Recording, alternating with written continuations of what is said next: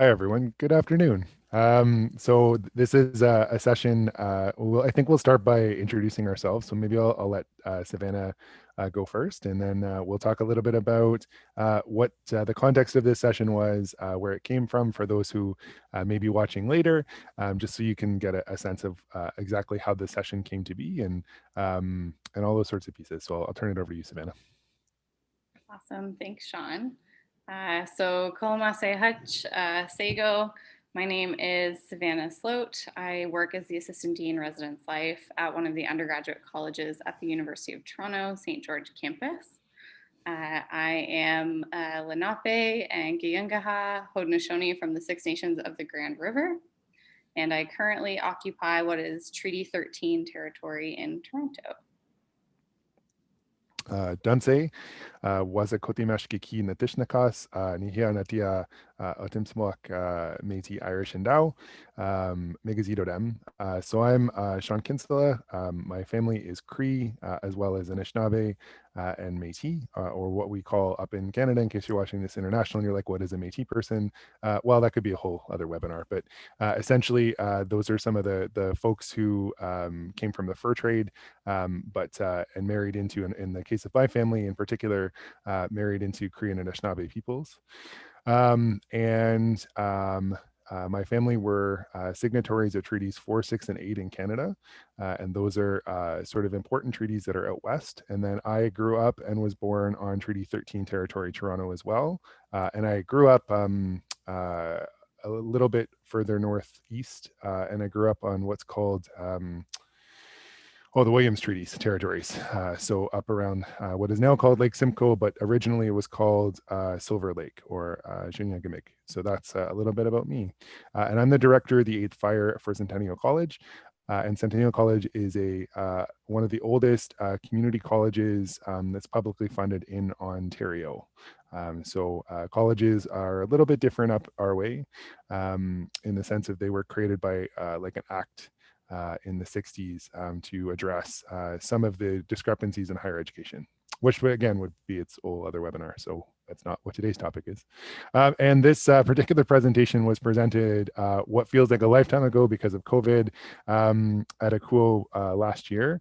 And so this presentation in particular came from a presentation that we had done the year before, which we will give some context to, and in particular deals with, so this is maybe a little bit of a content note for folks, that it does deal with addressing anti-Indigenous racism, in particular in our regional association, and how we work to address some of those pieces, which is where our title came from.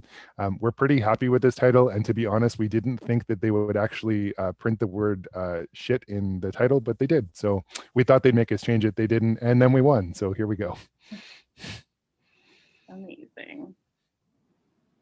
So that's us and our contact information. If anyone would like to reach out after the session, I believe we have this at the end as well. Amazing. So as Sean said, this presentation came out of some work that we had done the year before. Indigenization in higher ed was a particularly hot topic that year. Folks have been looking at different methods of indigenizing organizations, thinking about Indigenous inclusion in housing. And so we had been asked to facilitate a session around Indigenous cultural competence or Indigenous cultural awareness. And when we facilitated that session, we put a lot of emphasis into really trying to connect and engage and provide resources and support the learning of our colleagues, and didn't have the best response to that.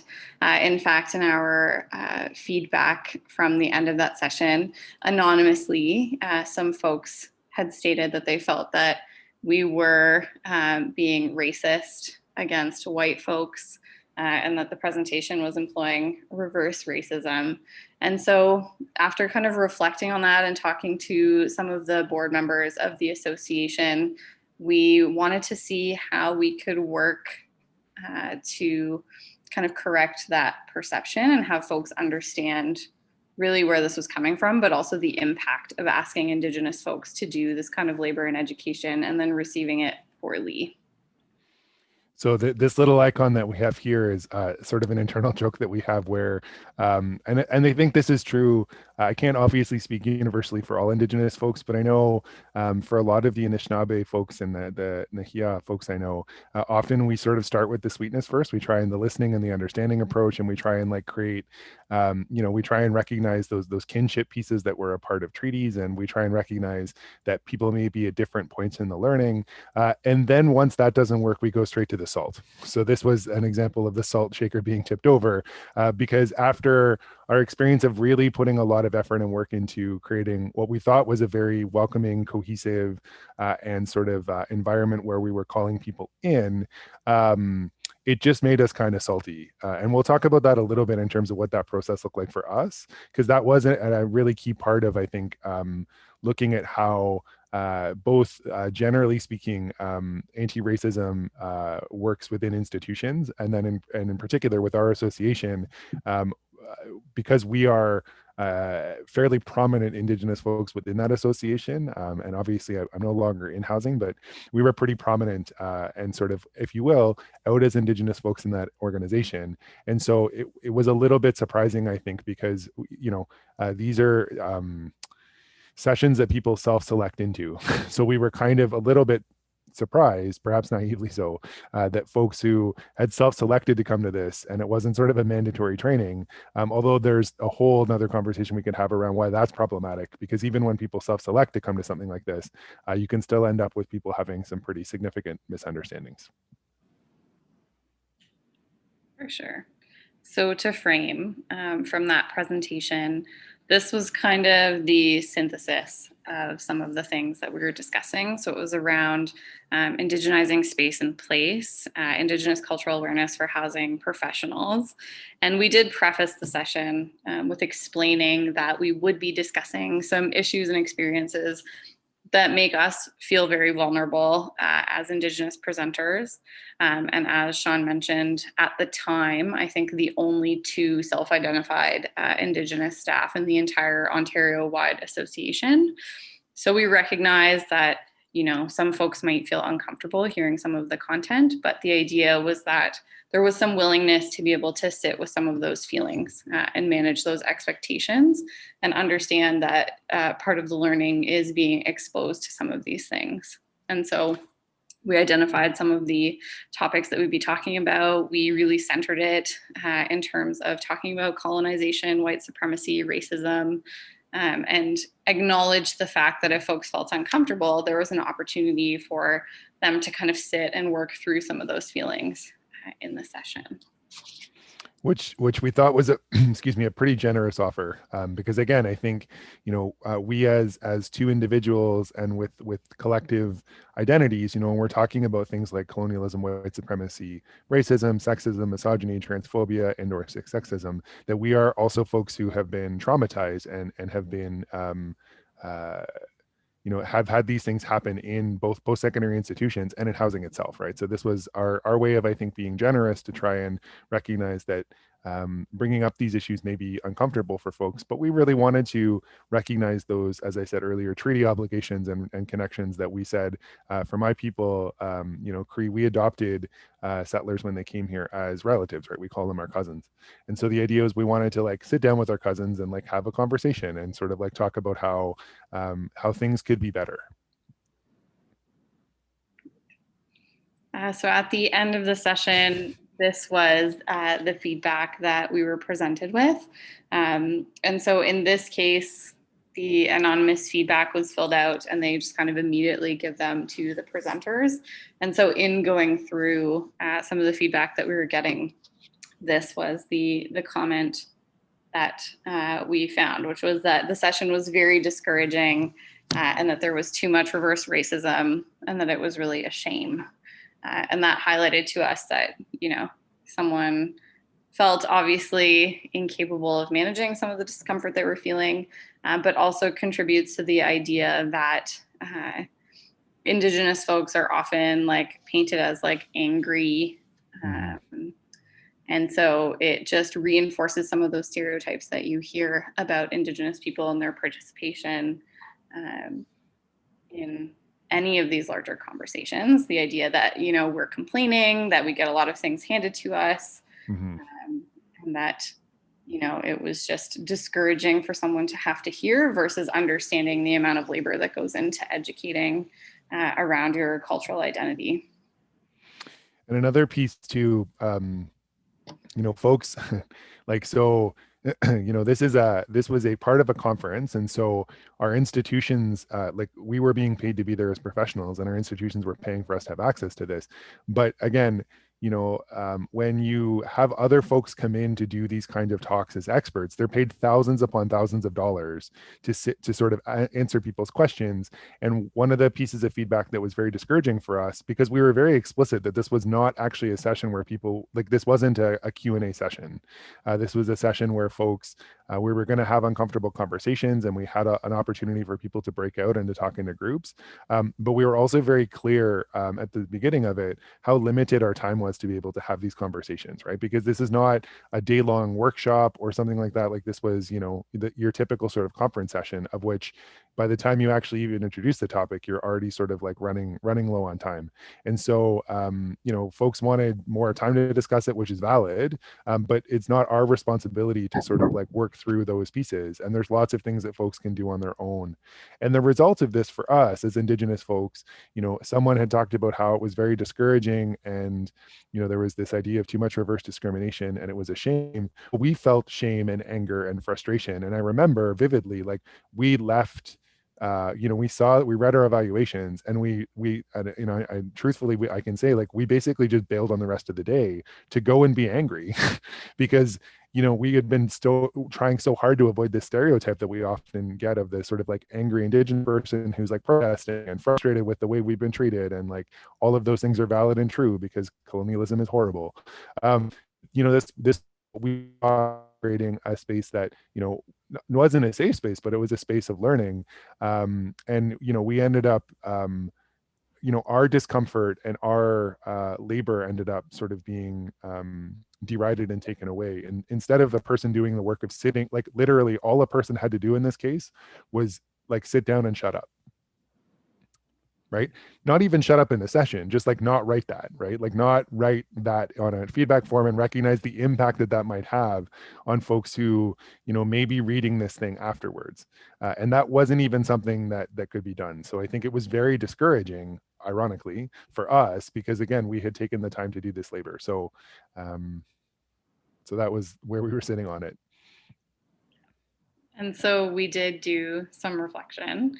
And as part of this session, when we initially facilitated it at the conference last year, was to have our colleagues think about that feedback, and to read out that feedback statement, and to kind of sit with some of the feelings there and tell us how they might respond or what their next steps would be.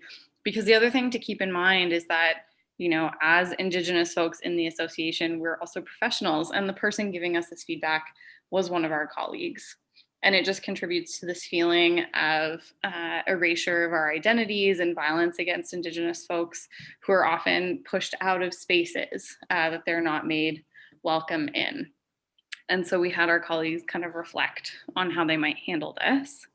And so we had them review the statement, take a few moments to think about it, discuss it, and then we came back and had a conversation around what it was that we did after receiving that feedback. And I think we were trying to sit with this notion because a lot of times, when those kinds of things come up, the first question that people will often get, and it's a very victim blaming mentality that happens, is sort of, what did you do? Right? Because there's this assumption that that somehow, because of the way that settler colonialism supremacy functions, that somehow it was our fault, that maybe we had not designed the session well, that maybe we had contributed in some way, which is the kind of like gaslighting that happens as an Indigenous person working in non-Indigenous and settler colonially dominated spaces that we have every day, right? Did I say that wrong thing? Did I like piss my colleague off? Like, is it valid that I want to slow down and build relationships and do this in a different way, right? So, we sat with it a little bit, and then we decided, and I often joke with other Indigenous colleagues that we often have the meeting after the meeting, and so that's what we did. So we were very upset, frustrated, full of rage, and missed the next session. And we wrote to the president of OACUHO to advise him of the fact that it was an issue. I was fortunate that I had a little bit of a personal relationship with that president, and so was able to feel pretty comfortable, particularly because I had been around the association for a number of years at that point, and actually served on the board, to be able to email that and kind of say, I think we need to amp up some of the Indigenous learning. And then we wrote an article in the Pulse to articulate what happened and expressed our concerns. And frustratingly enough, so no one aside from friends and other racialized folks that we know even responded or acknowledged that we did that labor or that the article came out. And I think there's an example of where, whose comfort are we prioritizing? And, we did all the right things, right? These are, if someone asked us, what did you do? We could make this list of things that we did, even though we didn't have to, right? This was already in addition to labor that we had done that had not been interpreted well and not given sort of like good faith in the approach that we had been taking to do the session in the first place.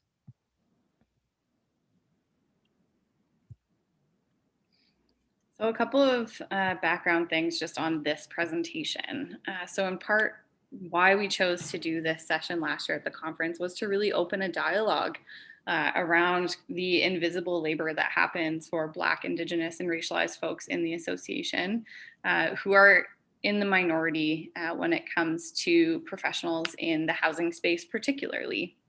And so we thought that it was worth opening the dialogue and having a conversation for anyone who was willing to attend or engage with that.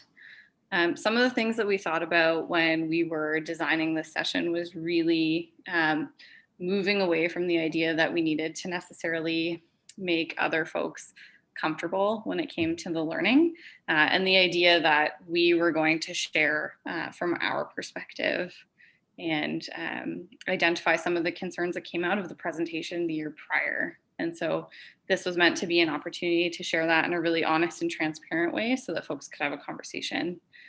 And our perspectives were covered in the article, talking specifically about Indigenous labor in higher education. And it was intended that folks would connect with that prior to attending the session.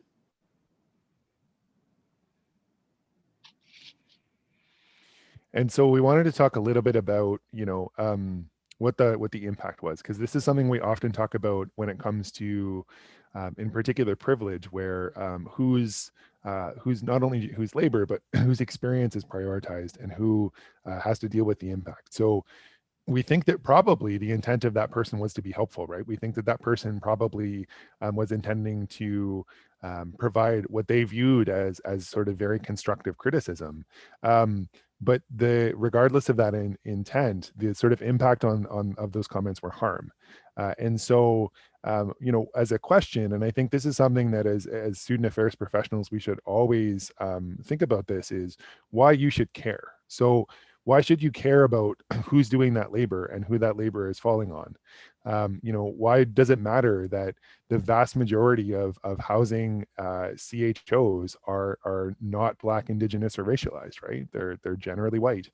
And so, and that is true universally for leaders in higher education, right? So something that's changed since this presentation is I'm a senior leader in a college.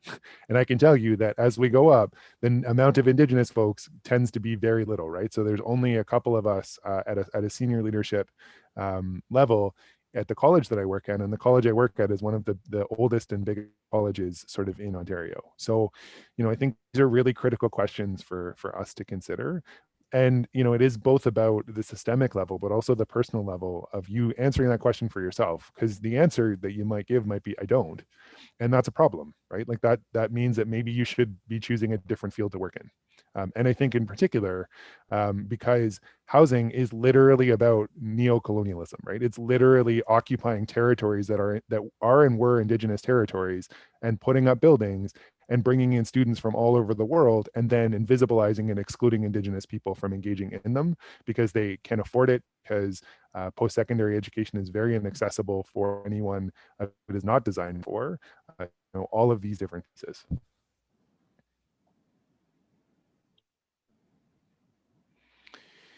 And so for the article, we sort of asked that people would do the work on educating themselves on their own. And so there are many Indigenous 101 courses. I know right now, I'm going to problematize this a little bit, but a lot of folks I've seen sharing right now is the Dan Levy University of Alberta stuff. And I want to, I think that's great. I think it's great that he has encouraged folks to take that course as an example. It's sort of like an Indigenous course that is sort of this Indigenous 101. And he also did a large significant personal donation to the actual to the department that put that on. But why do you listen when it's Dan Levy? Like, is it because he's white? Is it because he's queer? Is it because like, and again, like the complexities of sort of him also being Jewish, like all of these pieces. But why is it that folks will repost that and honestly, like, market is this big significant thing while you override and are disappointed Indigenous people for doing the same, right? So when we share stuff on our walls, it's perceived as like, well, we're just engaging in this for some sort of like personal benefit. I would argue the personal benefit of not being oppressed, but sure. So it's these pieces around like, what are you doing to do that? And knowing that lots of places, so at Centennial as an example, we have a stackable credential and we have courses that, there's lots of learning opportunities that folks can engage in on these things. And how do you work to understand that Indigenous people live in a colonized state and the effects of this violence are felt continuously? What treaties and territories cover where you live in? Are they unceded? Do they not have treaties? Even that notion that we use sometimes of we're all treaty people, that's only true if you live on an area that's treated, right? If you live on a space that's not treated or unceded, then you're not a treaty person, but you still have responsibilities to the unceded nation that is a part of that. How can you move past guilt? And what are your responsibilities? Move towards anti-racism as a practical commitment versus a conceptual thing, right? And I think these are, it's even moving past reconciliation. So my role at Centennial is literally like we have a place for reconciliation for all our relations. But even within that, reconciliation is not the goal. The goal, should be decolonizing the institutions, right? The goal should be looking at the harm that our institutions have caused. And even as Indigenous and Black and racialized folks who are in these institutions, we constantly have to grapple with that legacy and that balance of working for the very kind of institutions that have harmed our people, right? As we try and, generally speaking, create space for them to exist, right? And again, because there will be Indigenous students that want to access post-secondary, right? So how do we create those places that make those spaces? And how do we make sure that the learning is actually collaborative and reciprocal, right? So when we go in and do a presentation that talks about how to do this work, and the result is you want more time, you want us to expend more effort and essentially like dance for you, like that's a huge problem. That's not reciprocal. That's not building a relationship. And also, and we talked a lot about this too, the anonymity thing, right? And you do it anonymously. Like if you're going to give a piece of feedback like that, sign your name, right? Because if we're doing this kind of work, we are not anonymous, right? And when we were doing some of the work around addressing those issues within OACUHO in particular, and the sort of like racial diversity project, we were very clear about that. Savannah and I both, we had to talk about it because we're like, we can't be anonymous. There's not enough of us in the association. So if we say anything about Indigenous, people are going to know who we are. So even this notion of having anonymity, it's based in privilege, right? It's based in you not being the only one and you not having to sign your name because you can assume that other people will have the same perspective as you, which is colonial and also, actually racist. Let's talk a little bit about the limitations of Indigenous 101, which Sean has touched on. But it's the idea of who is this for? And it really is not Indigenous peoples. It's meant to be consumed by our colleagues, primarily those who are white. Who is responsible for the work of bringing it in? And really, if we think about that process of decolonizing, it should be the responsibility of everyone involved in the association, but often falls to Indigenous peoples to do that. And so there's a key piece there around who is actually responsible for this and then who ends up doing most of the work. So who often does the indigenization work and the basic education around issues and culture. Does this actually benefit Indigenous peoples? And so far, I think in our experience, not necessarily. We're not often talking about Indigenous students. We participate in conferences and sessions where we often, feel excluded, or things happen that are anti-Indigenous, very actively anti-Indigenous. And although that's not the intent, it's just the idea that there's no reflection happening there to say who is excluded by this activity, who is included in this activity, who's missing. And then also thinking about in what ways are you as a settler, immigrant, or non-Indigenous person taking these things on? Often it's folks saying that, it's not their identity, it's not their place to do so. But where is the responsibility for self-educating and advocating for these things when there are people who can't advocate for them? Or as Sean said, when it's the same people who can't be anonymous who need to advocate for themselves and then take on that position of, being someone who complains or having an impact on your professional identity because of how people perceive you for engaging in this work. And the other thing to think about is that this is with us, not for us, which is important, but on a more senior level of integration and decision making. It's not about the basic education, it's a structural issue.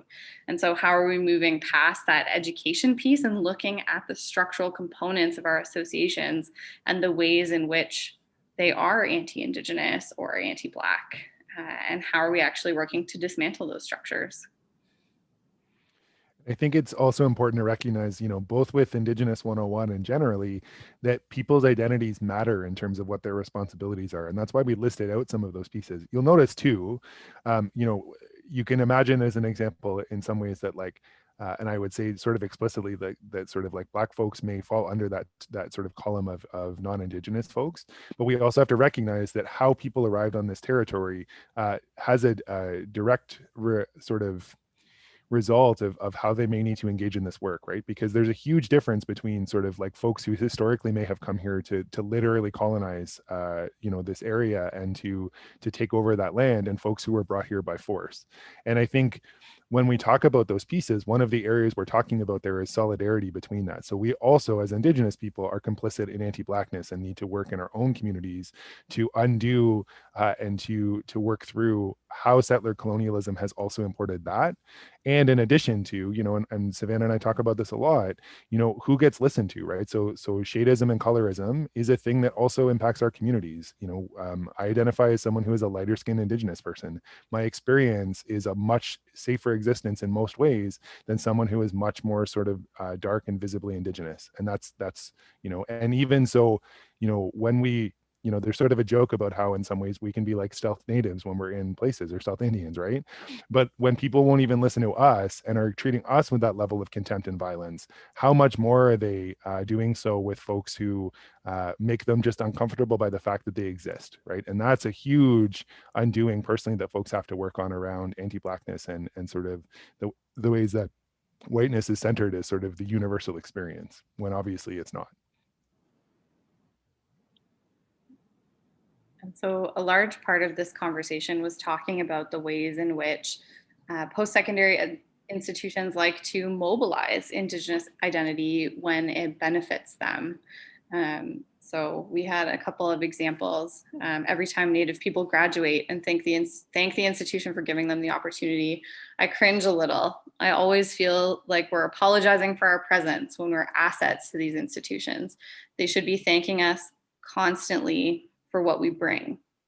And instead, it's that exclusionary piece of making it really difficult for us to get here in the first place, but then taking the opportunity to hold that up as an example or a success when it benefits the institution.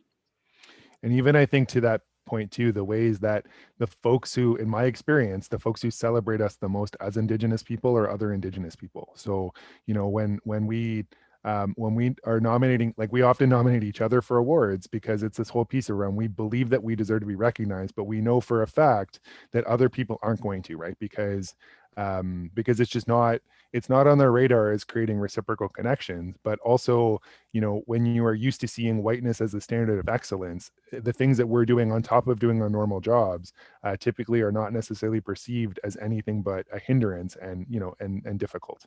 And that's, I think, where we're talking about the sort of difficult Indigenous person or the angry Indigenous person. Like, these are tropes that it's very easy for that to slide into your mind. And when we did this presentation, we were even in some ways in a very different world than we are now, like knowing all of the stuff that happened in the spring around the death of Indigenous and Black people by police, and the literal protests that went on the street, and COVID. Like, all of these things are realities, and are things that, again, contribute to that trope, even as we're exercising our own abilities to be sovereign on territories that have been ours since time immemorial.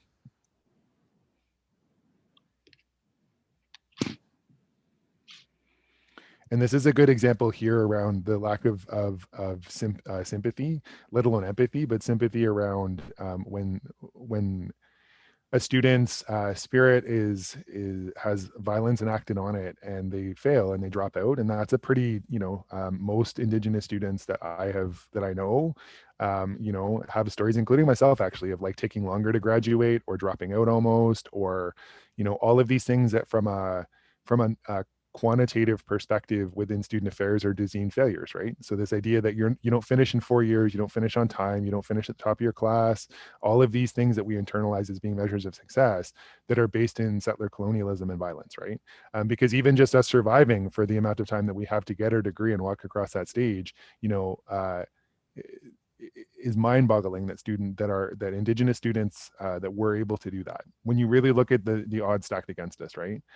And so, again, it's this idea of we should celebrate every inch that these settler colonial institutions don't steal from us. Thank your ancestors, the land, your family, your friends, but most of all yourself.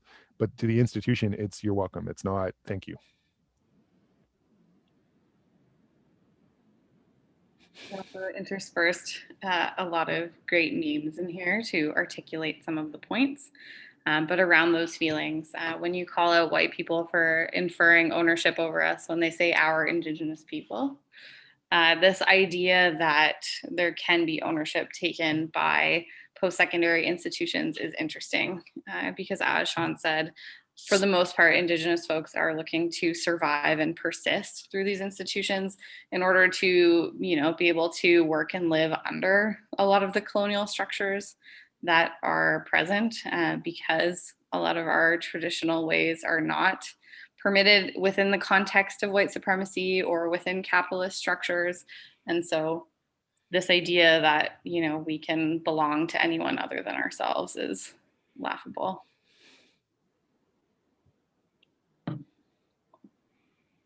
I like this one a lot. And this is very funny to me as a person who, like, now, literally, like as I said earlier, this is literally my job. So my job is working within a indigenization and decolonization sort of like approaches within an institution. But I've had people come up to me in meetings, and I always remember people coming up to me and being like, "So how do you fix it?" And I'm like, "Fix what?" And they're like, "The problems." And I'm like, what problems? They're like, the Indigenous problems. I'm like, you mean like settler colonialism and structures of violence and white supremacy?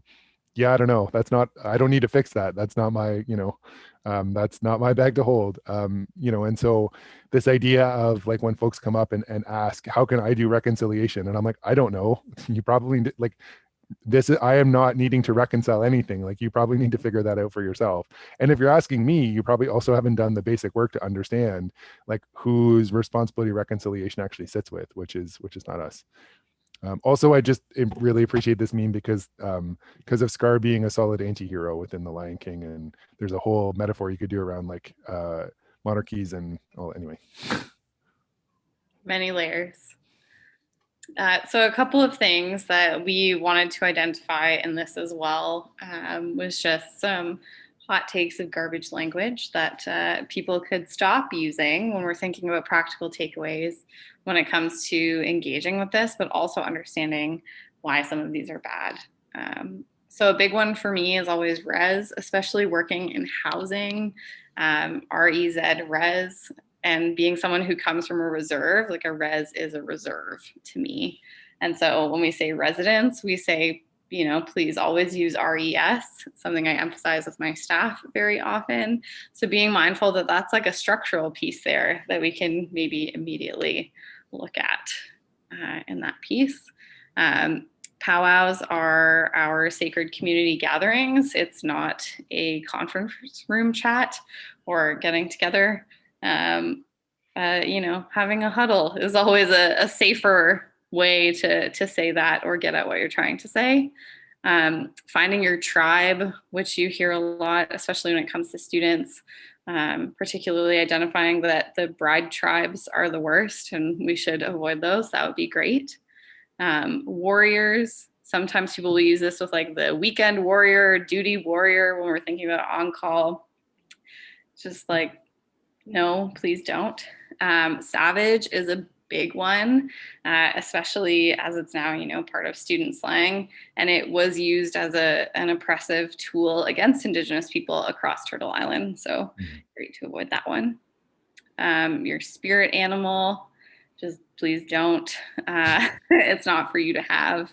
So using that language is probably great to avoid.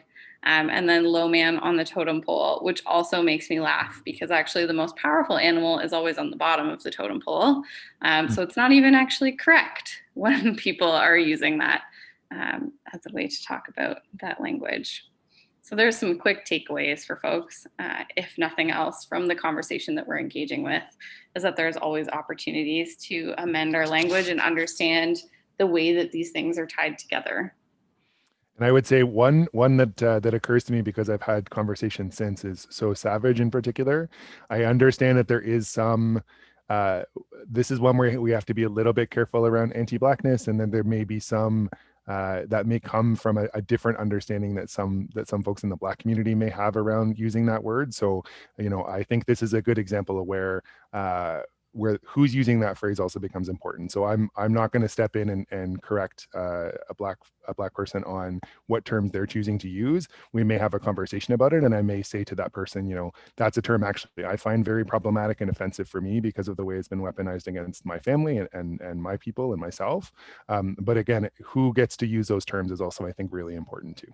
Just to put some context there, because again, a lot of those terms are taken out of sort of Black vernacular and stolen and then become popular within the sort of mainstream culture and then also get appropriated. So, that's again a different kind of appropriation, but also speaks to the complexity of some of these pieces as well.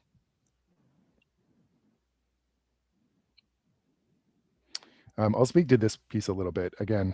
So one thing I'm constantly reminding folks of is that truth is never done. So like there's this idea, and even embedded in the truth and reconciliation. So for folks who maybe are coming in from the States, you haven't necessarily had this same kind of process happen. So, because of those like artificial colonial borders, and also the different ways that Indigenous folks were dealt with on what we call sort of either side of the medicine line. And so recognizing that when we often use the phrase of sort of truth and reconciliation, but there's a tendency in student affairs to push for action on the reconciliation part, which is again where that sort of SCAR meme comes in, where someone's like, well, how do I reconcile? And they want tangible actions.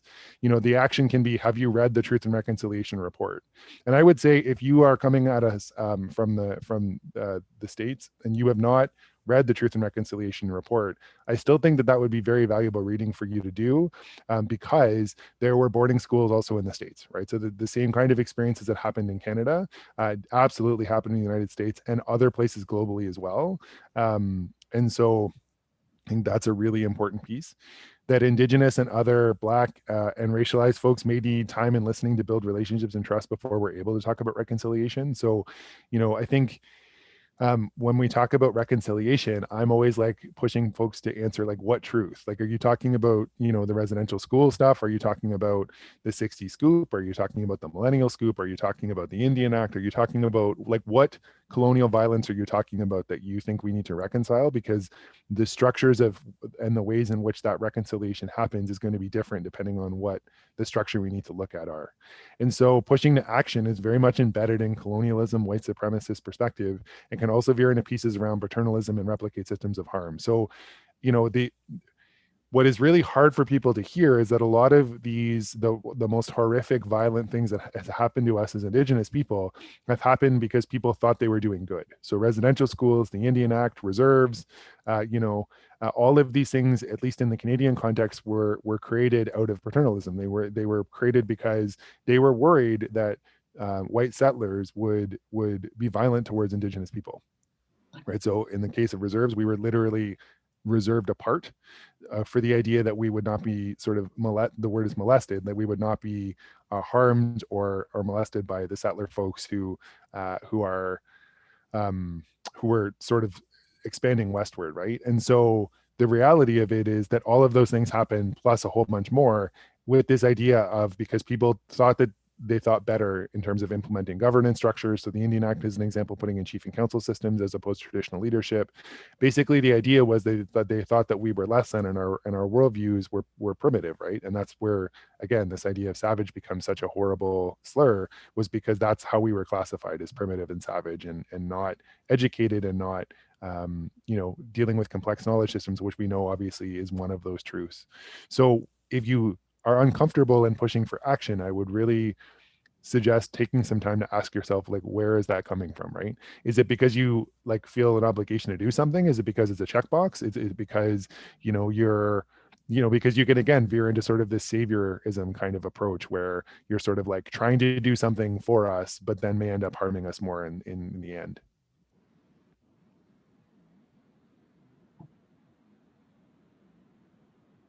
We've put a lot of resources in through this presentation as well. And there's a slide at the end that will list them for everyone if folks are interested in looking at those after. But this article speaks to what Sean was just saying around building trust before truth. And so the idea that there needs to be that reciprocal engagement, because everything that we do and our worldview is very relational. Mm-hmm.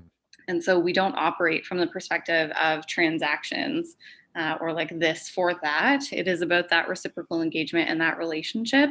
And so, in order to actually have that foundation of being able to share truth, it's where does that trust come from in terms of, our relationship to you and what that means and what the intention is there because of the impact of so many poor intentions in the past. So again, this is like a little roadmap on how you actually create trust.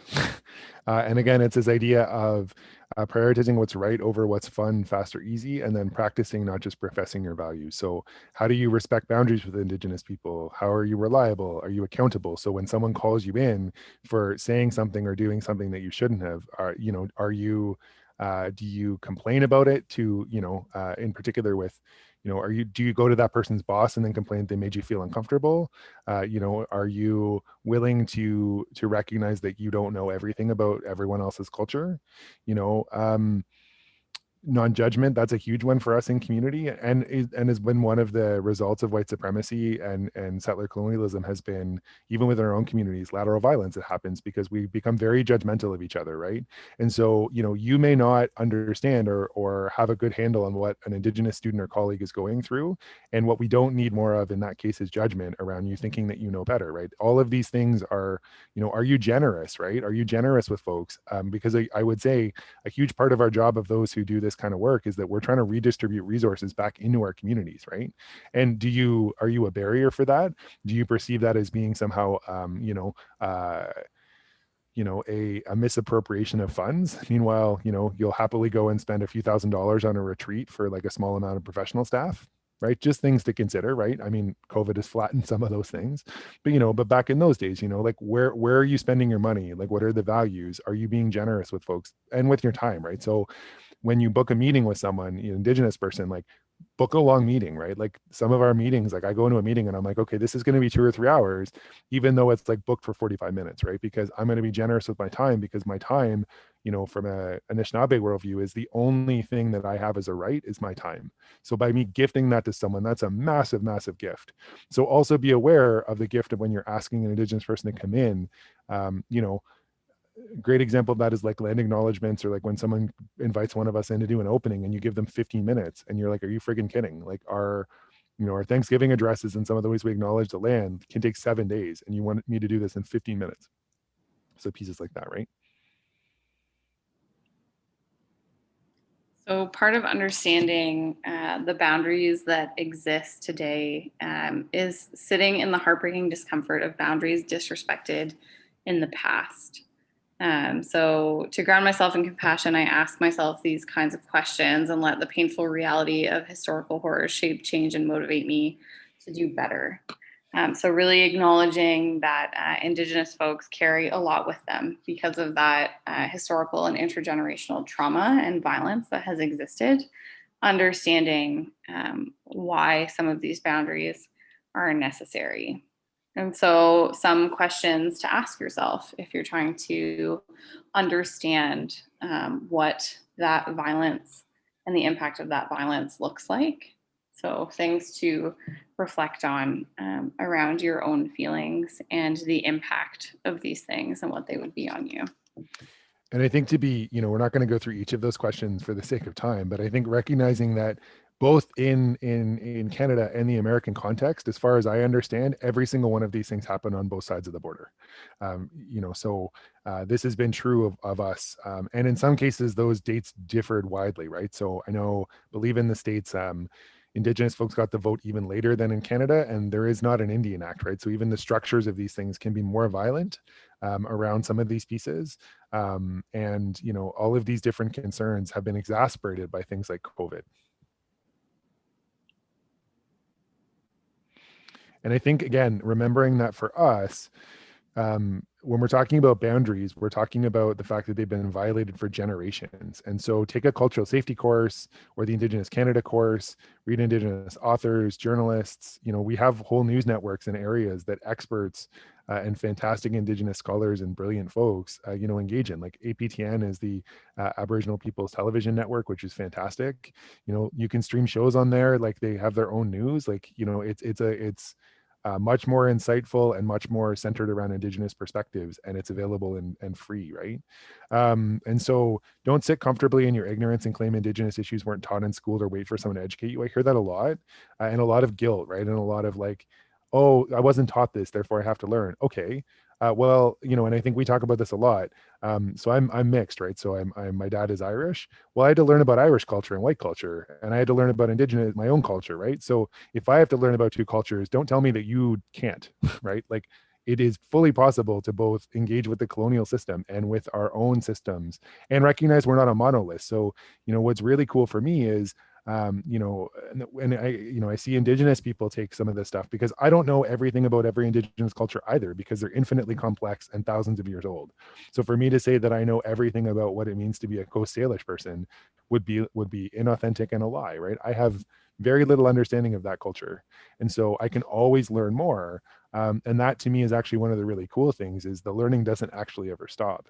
But we do have a responsibility to know and understand basic human rights and respect the boundaries of expecting someone to educate you for free, because that's what, and some of it, the underlying thing is that somehow that should make you care more about them, right?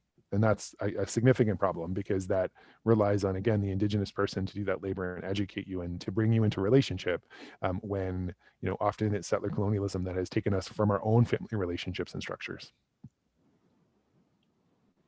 So, some considerations. So, you might want to consider how your workplace replicates and marks as default pieces around heteronormativity or homonormativity or compulsory monogamy.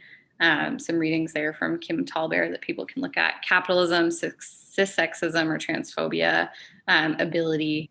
So, acknowledging here that this is a structural concern. And so we use the term decolonizing a lot.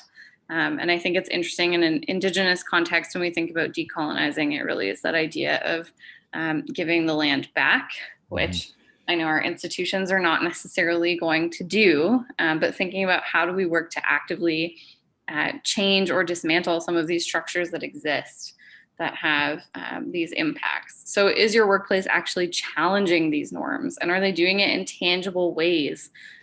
These are often values that post-secondary institutions are founded on, and they reinforce either overtly or in very subtle ways. And so what work is being done to deconstruct those, or at least to openly acknowledge them and identify where those things exist. For example, we talk about like professionalism is a white supremacist structure. It's a construct based in capitalism. It's about, you know, productivity and appearance and gatekeeping. And so thinking about some of these things that are very implicitly embedded in the work that we do in the institutions that we work for, but not openly work to deconstruct or dismantle in any significant way that has an impact. And I think you know, we do a lot of work. Like I've been working with our HR department here to do some work around even like decolonizing interview structures. Because, you know, I'll use an example, right? So what makes a person better able to do their job if they're wearing, you know, if they're wearing a suit versus a flannel shirt, right? Very simple, right? And, you know, when someone is dressed, you know, less formally, does that make them less competent, brilliant, or able to do their job? It does not, right? Like it's all this perception, and it's all based in settler colonialism, and also that those things change and how those values, right? So like if you know, because if they didn't, you know, then I should be walking up to every sort of like European descended person I know and being like, why aren't you dressed like the people, you know, initially who came off the boats in, you know, the 1400s? Like, obviously those things have changed. Professionalism is ever shifting, and it's colonial, right? So this notion that like, you know, what someone wears, what their appearance looks like does not dictate how they do their job. And even this notion of professionalism, and this is a hot button for me because it makes me so frustrated that, especially around things like ability and stuff, because all of a sudden we're okay now to be at home, right? So we're able to see in people's houses, which is this huge, you know, massively it's a very decolonial thing actually for us to have to exist in this like liminal space between the personal and professional. But that's a space that Indigenous people have always had to exist in, because we are responsible to communities, and, you know, that our work doesn't stop the second we leave the institution, because our communities themselves understand that we hold tremendous power because of our place in institutions, and we have a responsibility to push that resources and power back out, right? So now what? Part of this conversation has been to kind of disrupt a lot of the ways we think about doing this learning or connecting initially when we did this presentation with Indigenous cultural awareness and Indigenous learning. So the question to leave you with is, how are you doing this in your own practice to ensure that you are not having a negative impact on Indigenous peoples in your professional practice, especially given the ways that they may not be present or are rendered invisible in your day-to-day life, depending on the institution that you're working in. And especially if we think about like functional areas as well, there might be Indigenous folks working in functional areas or not represented at all in other functional areas. And so that's something that we need to be mindful of. So we want to put this on you. What is one thing that you can walk away with as a tangible action for you and your colleagues at your institution when you're thinking about disrupting these things and dismantling these things? Are you comfortable sharing this with a neighbor here or a colleague or a supervisor, et cetera? And if you're not, why is that? So these are our additional resources. And I would say, you know, I think that there's some important pieces there around, in particular, that notion around like, why aren't you comfortable having those conversations? You know, some of it is because you know, when we did the original presentation, we had a little bit of time for folks to share back, and, you know, some of it was pieces around, I don't think I'm high enough in the institute, like high enough up in the hierarchy to effect change, or, you know, I'm afraid that, you know, and it could be very different things. Like for some identity, you know, for folks with some identities that are marginalized, it could be that, you know, this idea of being taken as anything but serious and competent has like a massive potential impact on your perceived sort of ability to do your role, right? So there's all these different ways that you can think about those things. And then some people, it's just shame, right? Some straight up is just, I don't want to share that because I don't know enough about that, and I don't want to admit it to anyone, because again, capitalism makes us have to be experts in everything, even though that's not possible, right? So I think that there's those pieces, and there's a ton of resources here for folks to be able to access that I would encourage you to check out, that we drew from, but also are just some fantastic things to listen to and think about. Savannah, Sean, on behalf of OACUHO and all of our attendees, thanks so much for sharing this session with us. And I know it was great in person at OACUHO, and we're thrilled that you could join us for this. Thanks again for attending, and we will have this recording on YouTube. Thanks so much, everyone, and we look forward to seeing you online again soon. Thanks, everyone. Bye for Tamaki. now.